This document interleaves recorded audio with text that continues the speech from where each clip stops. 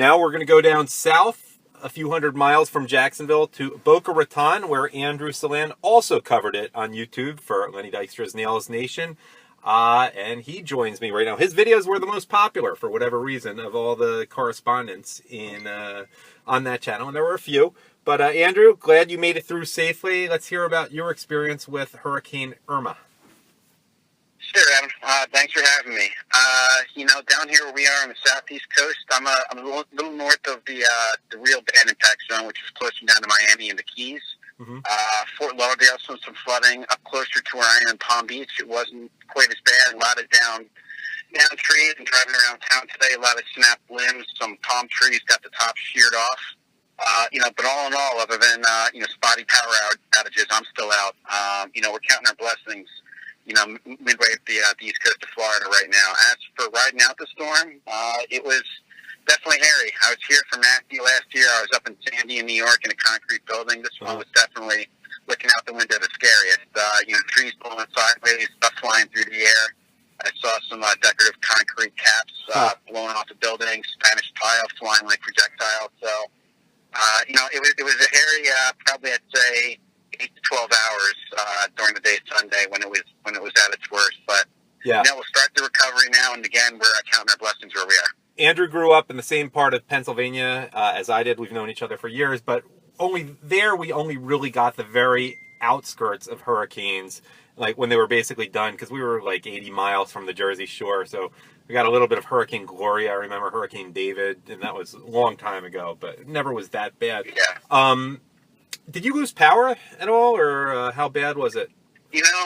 I stayed with a relative who actually maintained power throughout the event somehow. I'm literally 2 minutes across the street and around the corner, and my entire little HOA neighborhood, our circle of townhouses, is still without power. We lost power about 4:30 on Sunday. Still not back up yet, so I'm running a generator in front of my house to power the refrigerators and freezers of myself and my 2 neighbors on either side. So we're doing our best to get by. I'm on my way out now for gas, actually, to restock the generator. But we'll do what we can. FPL saying we could be without power parts of South Florida till the 17th, supposedly. I'm hoping we're on the much closer end than that, but it could be up to a week for some people, which would be dicey. Boca Raton is large. It goes from the ocean to numerous miles inland, practically to the Everglades.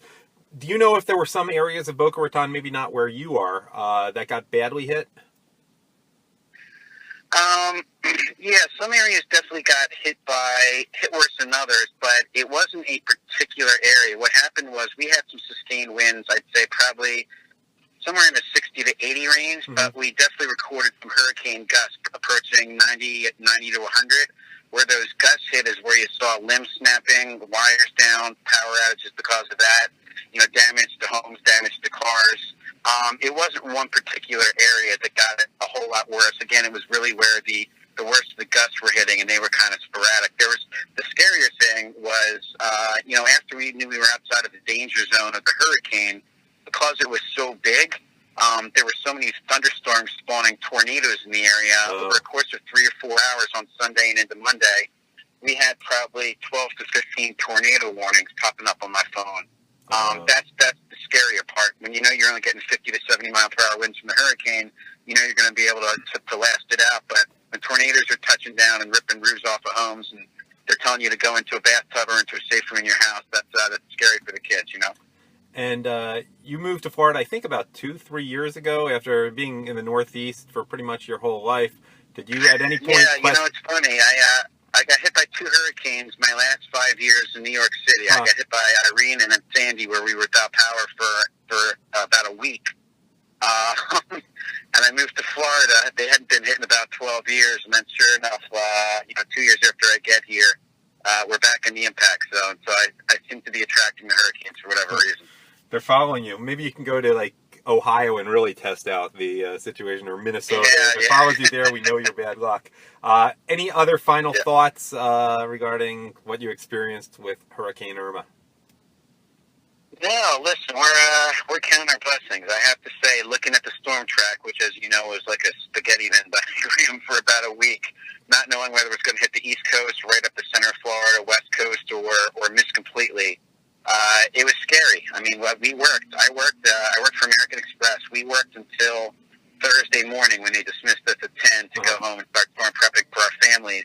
My building is actually still down. I don't know when it's going to be back up. It's a brand new $200 million headquarters that we just moved into in March, supposedly hurricane-proof, but took flooding, some electrical failures, and don't even know when I'm going to get back to work. But in the meantime, I see crews out.